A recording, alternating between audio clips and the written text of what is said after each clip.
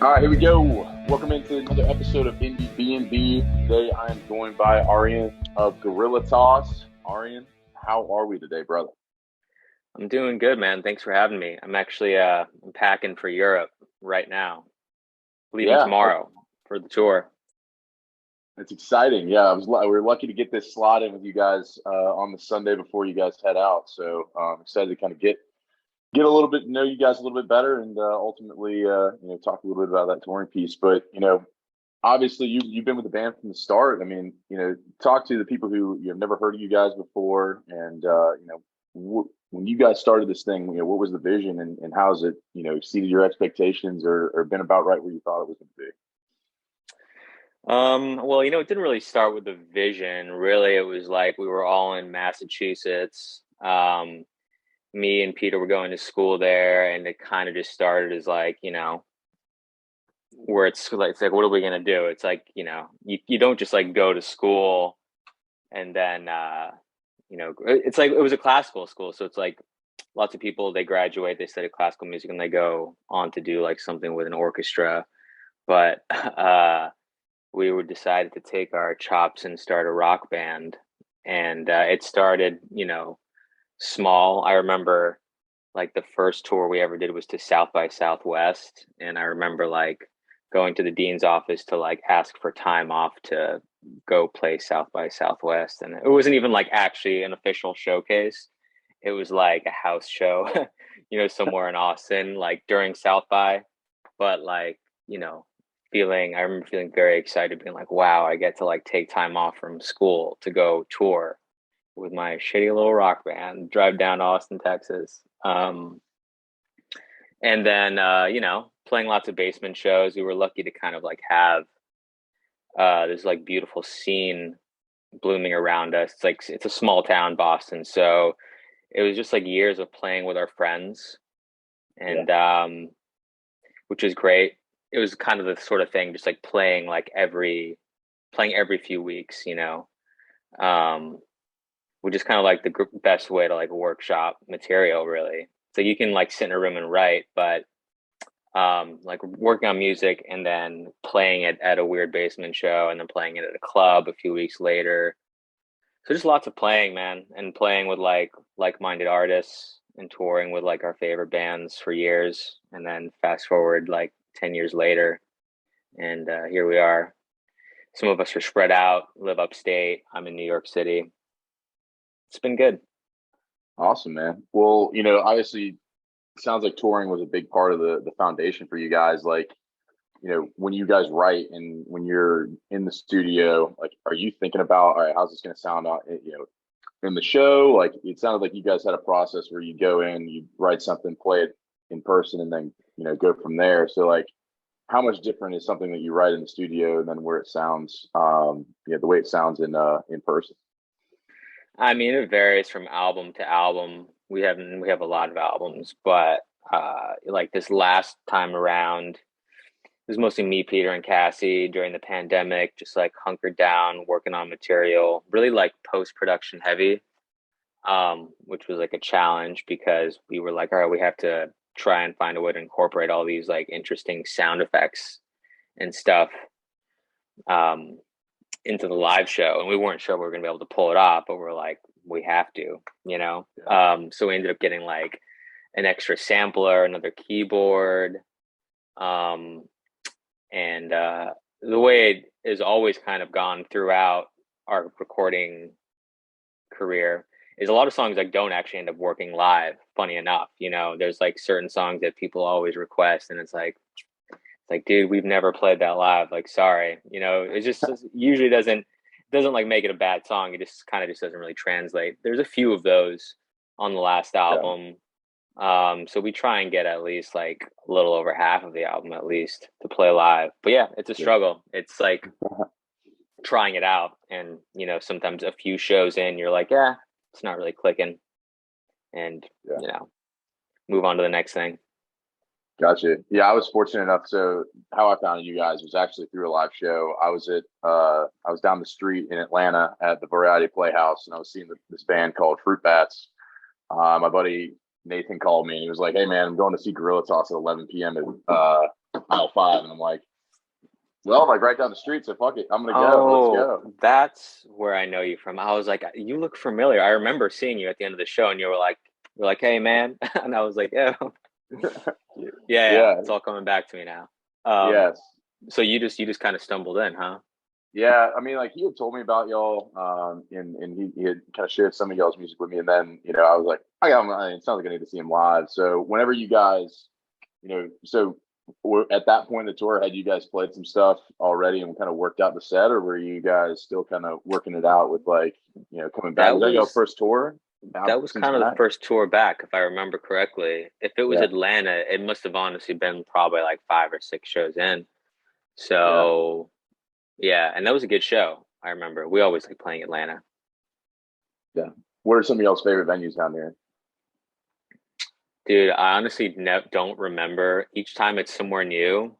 We Yeah, used to play at this spot that was like in kind of like a blown out part of downtown that was like something gallery. It was a DIY spot and it was pretty big. We played there a couple times. This was probably like 7 years ago. That spot was really cool. I wonder, I'm sure someone who's listening to this or will listen to this that's from Atlanta would know that spot.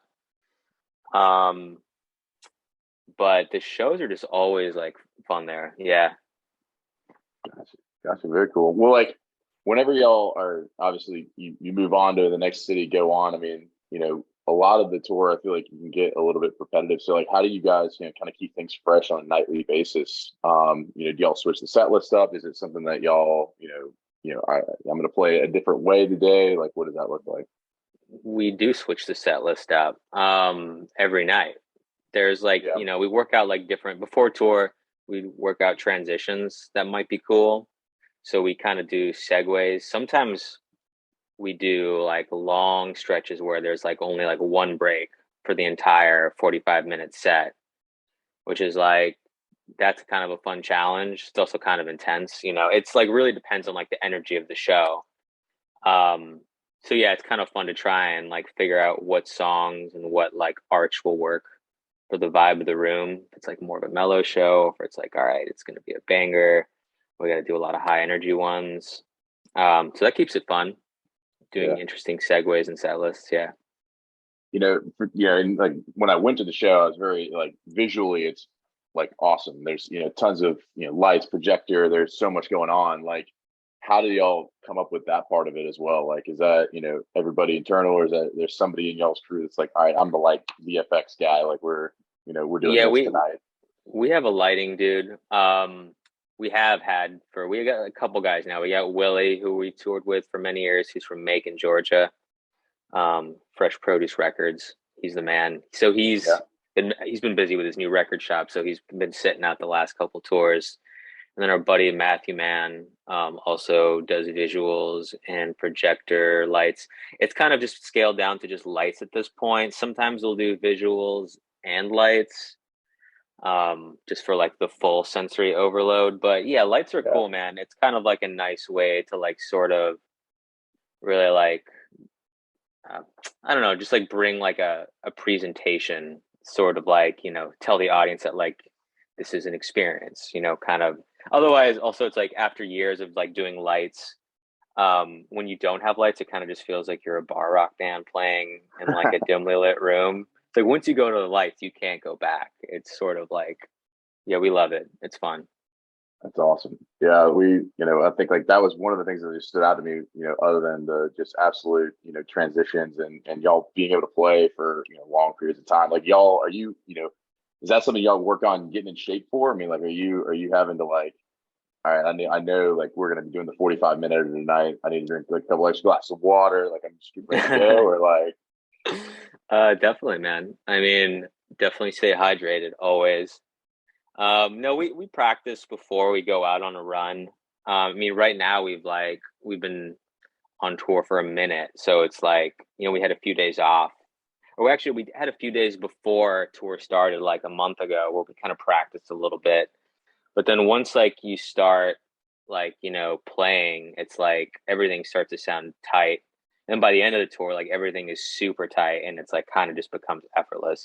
So it's sort of yeah, like you're building up your stamina and then like you kind of hit like the sweet spot, and then you're just like coasting, hopefully from there on out, you know. Gotcha. Very cool. Well, we'll kind of get in, obviously you guys have had, spanned a lot of time. I guess for you, what is some, one song or, something that maybe, you had a part in writing, that you're like, doesn't maybe get a lot of play, but you think that, ultimately y'all poured into a lot and would love to give some love to, which song would that be for you guys? I think the other guys would agree with me and kind of like trying to hype up Cannibal Capital, the first single. Mhm. That was just interesting because it was like the last song that we wrote, and it came together like one of those things where it just like wasn't clicking, and then it all came together in a day. Last song that we wrote ended up being the first song on the album, one of those kinds of situations, which was cool. And I kind of like that one just because there's like it's like musically, like harmonically, like kind of simple, but like what brings it to life is like the insane post production sound design stuff, and like lots of like different details. You know, it's like it's a pop song, but it's not.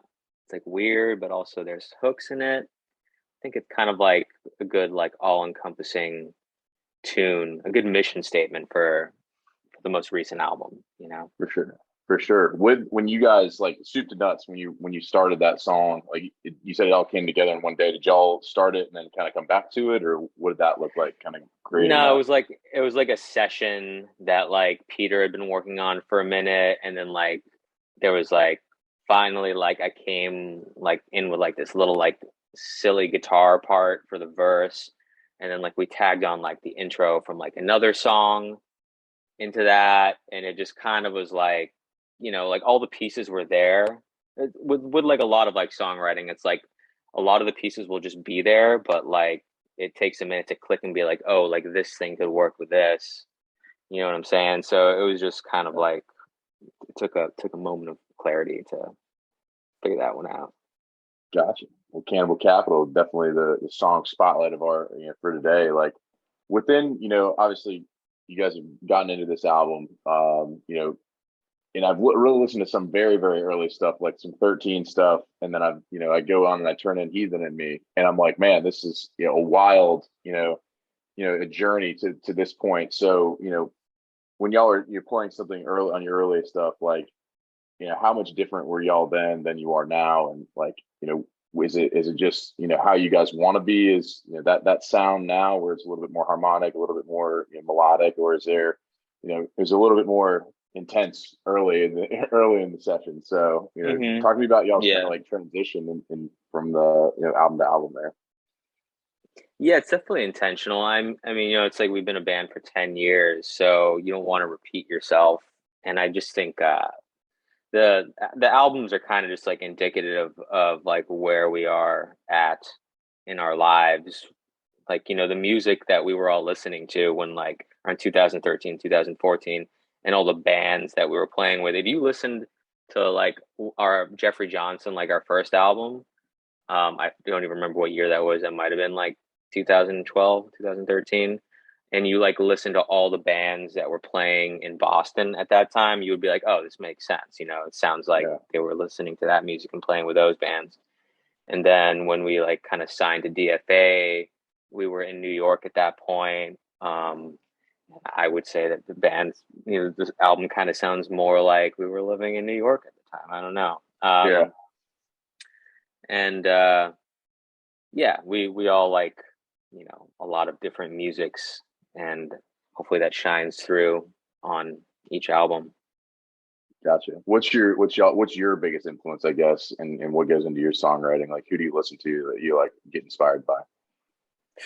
I mean, the last album, like we were kind of listening to a lot of, I guess me and Peter were workshopping stuff. We were trying to like figure out like different production techniques and be like, oh man, like how they make this record sound like this. Like a lot of stuff from like Warp Records, you know, like One O Tricks Point Never, um, Autechra, like FX Twin, and a lot of like glossy pop stuff like Charlie XCX, Caroline Polachek, um, stuff that just sounds like insane but also amazing on speakers, you know. Mhm. Um, yeah, record. Yeah, it's fun to like listen to records that sound amazing. That make you stop and like really want to turn it up. It's easy to get like sucked into just like getting lost in playlists nowadays, but I still think there's something to be said about albums. You know what I Yeah. mean? Like listening to full albums, like the full start to finish album with like sequencing and like listening, to the flow of like each song. Um, Anyways, it's a long-winded answer, and I kind of went off on a tangent there. But yeah, lots of like modern pop music, electronic music for sure. Yeah. One thing on here, like we found when we talk with people who are like, they're all very indie, smaller indie bands, or they're in different parts of their journey. Like a lot of people, like yeah, the modern pop and like what other people are listening to, like it's good.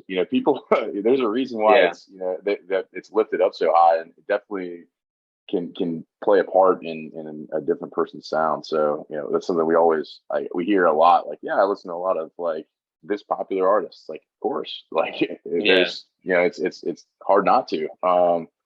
But I want to transition over. Obviously, Guerilla Toss is a unique name. We're always curious about band names because there's always either a story. It's like, yeah, we just picked this thing because it sounded cool. So, what is it? Is there something special meaning behind it, or is it just something y'all picked out of the hat? Two words that came together. That's that you can thank Peter for that band name. It's a Donkey Kong reference. I didn't play Donkey Kong. I heard Yeah, it's great, so I actually don't. I don't know the specific reference, but Donkey Kong. Donkey Kong, awesome. I would have follow up questions like, is it Donkey Kong 64 or Donkey Kong Country? Like, I would imagine 64, whatever like the OG one is. I don't know. yeah. I would guess 64. Yeah. Yeah, so cool. That's all. That's interesting. Yeah, and then there's a dog featured pretty heavily on a lot of your posts. Your Instagram, everything. Watley. So what does the dog mean to you guys? Does the dog travel with you? I mean, what's going on there? Oh, he travels with us big time. He's not coming to Europe, unfortunately. It's like too long of a plane ride. But yeah, Watley's great. Cassie got Watley. Cassie and Peter got Watley like when they moved upstate, just Hmm. about after living in NYC, and he kind of just I think they got him for like $200 or something. Like he was like shipped up from Alabama, some sketchy shit like that.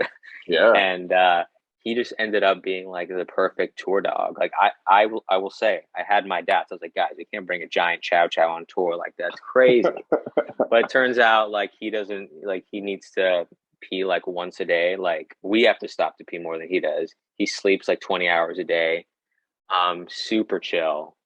He's the best. And yeah, so he kind of ended up becoming our mascot, That's awesome. incidentally. Yeah. So one of the, I always love to like hear kind of some stories on tour, but like I always ask about these venues, and you play a ton of different places in short period of time. Like, what are some places that stuck out to you as far as cool venues, or this one place to eat was awesome, or this sound engineer was a wild guy. Like, talk to me more about anything that stuck out to you from this most recent tour. Wild tour experiences, man. I mean, like silly stuff happens here and there, but it's generally just like everyone is like pretty much just like really nice, and it's like always just like a good time to I don't know, roll up to the venue, and like the sound guy is nice, sound person, excuse me. And I don't know, the front of house person like gets us what we want, and like we don't need much. It's like, if the rider has a little kombucha on there and we get some berries, we're happy with that. So we don't like require too much on that end. But yeah, funny store or good places to eat. Shoot, man, we kind of like stay dogging like Mexican food like pretty much on tour. It's sort of like become an inside joke. Like we pretty much eat Mexican food like every day. So going to find like the hip taco spot whenever we're in town is kind of like our thing, you know. Uh yeah. Yeah. Interesting. What's your? I mean, all right. So what are your go-to tacos? I mean, are you a red meat Berea kind of guy, or are you more are you more chicken person, or shrimp? I like What do you go with? I like to get a mix if possible. I mean, I'm on this like gluten free thing now, so it's like I pretty much can only eat tacos. Can't do the flour tortilla. I miss Yeah, burritos, but tacos, enchiladas. I'll do like I go crazy with tacos. I'll get like six tacos and I'll do like two chicken, two al pastor if the spot looks legit. yeah, If the spot really looks legit, I'll get like some tongue or something, like yeah. Lengua. Oh yeah, lengua. You got to get the lengua. If it's like at like a legit spot, you can't be going to like I don't know, a Chipotle style place like asking for that. But I would say it's the perfect meal. Absolutely. Just like six tacos with some good salsa verde. And when they do the pickled like, jalapeno carrot mix on the side, like ooh, that's it. That's it, baby. I like it. Is there one spot that stuck out to you, like in a certain town, or? We stopped at this like one like random spot like driving up to Portland. Um and we like loved it so much that like we went back like a second time when we did like our run with Pavement like a month later. I couldn't even actually tell you the name. But it's always like the random like yeah, taco trucks like in the middle of nowhere that blow your mind. Yeah, awesome, man. Well, and speaking of that, like our fan question, my buddy Big Head, aka Nathan Robinson, he of course he's the one who called me after I was at Fruit Bats and was like, "Dude, you need to come see Guerilla Toss with me tonight. It's down the street." I was like, Nice. "Let's go." So his fan question to you guys. Big fan. I've now seen you four times, twice as headlining and twice opening for Pavement. So two-part question. How does your approach differ when playing with like as an opener versus playing as the headline? And how is it opening for a storied act like Pavement? They're an all-time favorite of mine, and I was always excited to see you guys play with them out west. Oh yeah, Pavement was great, man. Those guys were just like the nicest people ever. I mean, like so humble and chill, and just like we got to hang out with them like on the final night because we did like five shows with them, I guess, in total, and they're all just like dudes. Um, it was definitely like the biggest support tour that we've done, our biggest like opening spots ever. So there were some nerves involved at first because it's like they were all theaters, so they were all seated spots. Yeah, So we're like, okay, like well, we're gonna play a 30-minute set, and like probably like people will be walking in while we're playing. Like maybe they'll be paying attention to us, maybe not. But I think it went over well. I mean, granted, people were shuffling in while we were playing. That's just kind of like the role of the opener in yeah, big zones like that.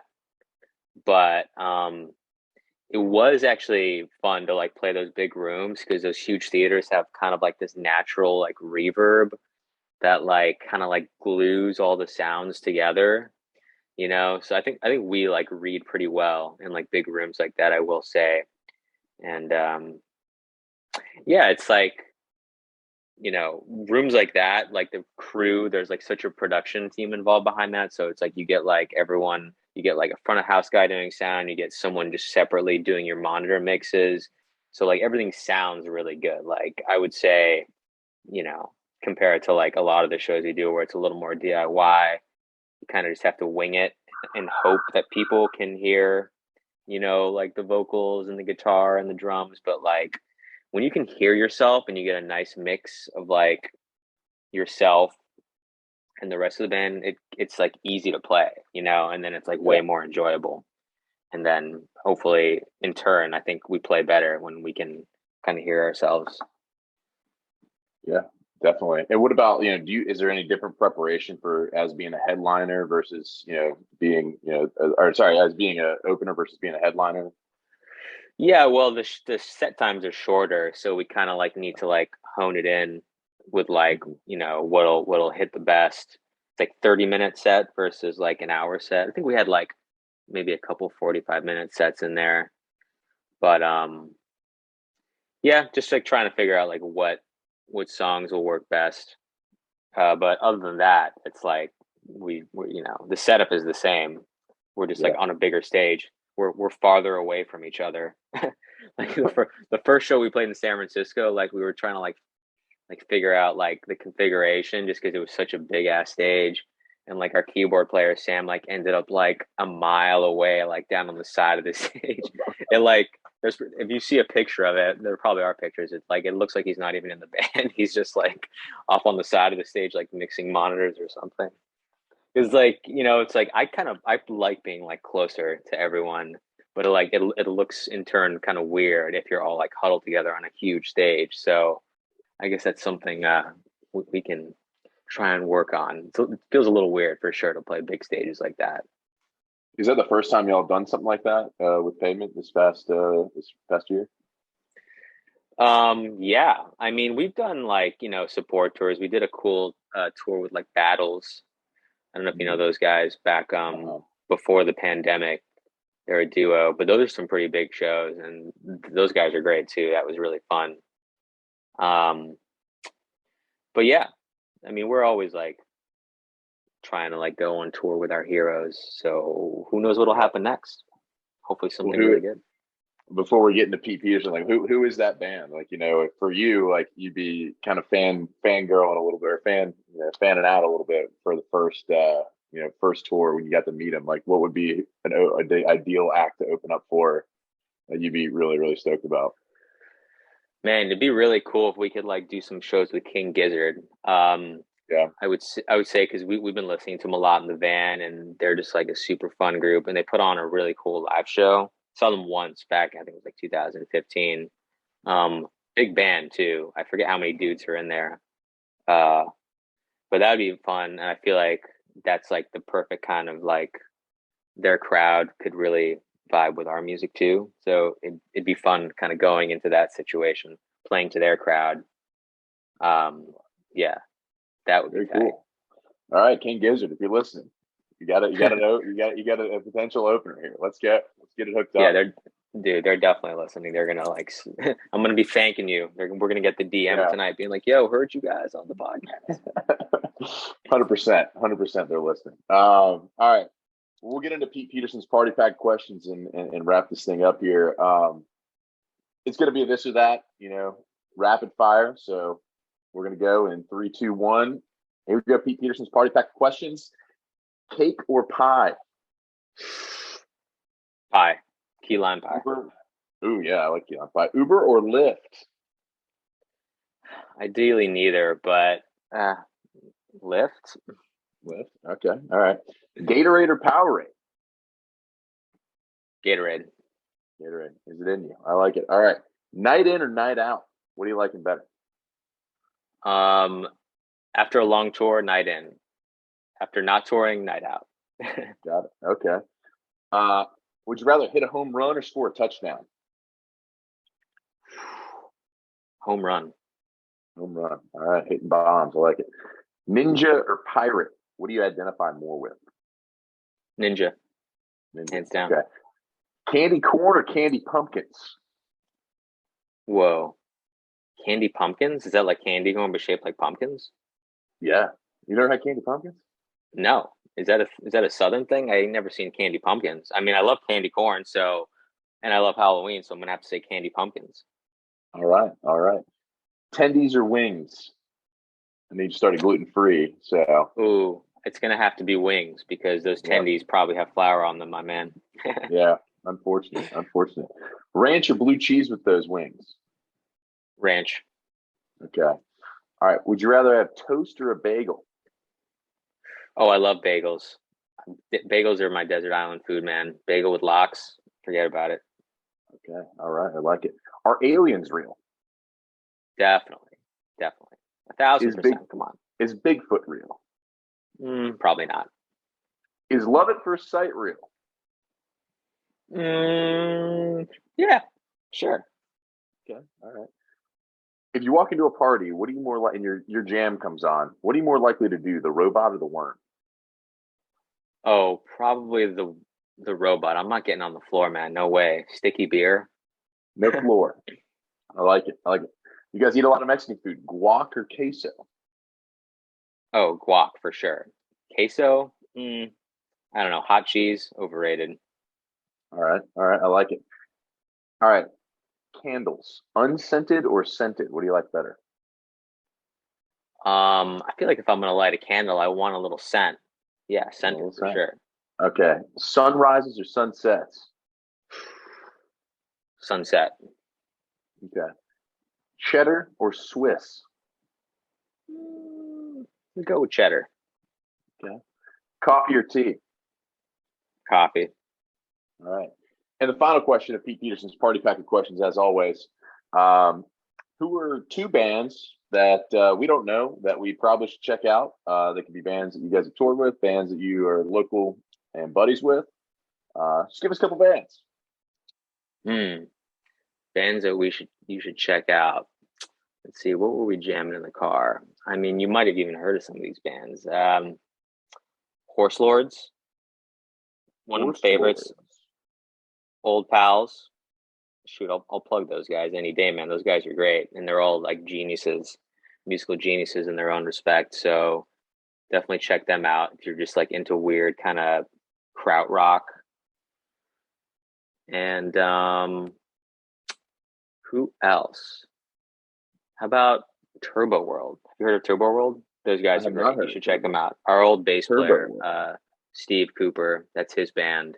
Like really cool prog with like some like fun hooks. Uh, Great guy, great band. Definitely I check like them that. out. I like that. So Horse Lord and Turbo World and old pals. Is that what you said? All old pals. All old pals.